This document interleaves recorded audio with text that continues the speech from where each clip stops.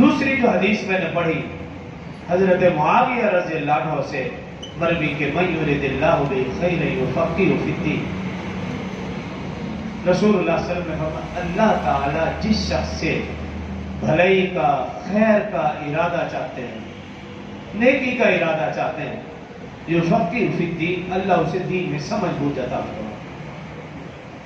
وَإِنَّمَا أَنَا قَاسِمٌ وَاللَّهُ يُؤْتِي، میں تقسیم کرنے والا ہوں، اللہ مجھے عطا فرمانے والا ہے۔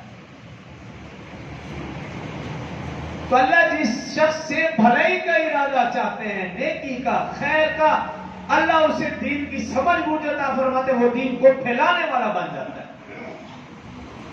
اگر کوئی شخص دین کو پھیلانے کا ذریعہ بن رہا ہے تو وہ اس کائنات کا خوش قسمت ترین انسان ہے کہ اللہ نے اس کو اپنے دین کے لیے چنا ہے۔ اللہ ہمارا محتاج نہیں، اللہ دین میں کسی کا محتاج نہیں، لیکن وہ خوش قسمت ترین انسان ہے جو دین کو سیکھنے سکھانے کا پھیلانے کا ذریعہ بنے۔ حدیث مبارکہ میں نے پڑھی کہ وہ خوش قسمت ترین انسان ہے کہ اللہ نے اس کو اپنے دین کے لیے منتخب کیا ہے۔ اس لیے جب آپ دین والوں سے ملو، دین والوں کو دیکھو تو خوش ہو کہ یہ اللہ کے خوش قسمت ترین انسان ہے کہ یہ دین کی بات کر رہے ہیں، دنیا کی بات کر ہی نہیں ہے۔ ایسا نہ ہو کہ جماعت والے گشت کریں، ہم راستہ ہی بدل لیں، ان کو دیکھتے ادھر ادھر ہو جائے، کوشش کریں کہ ہم سے نہ ہی ملیں، نہ ہی بات کریں۔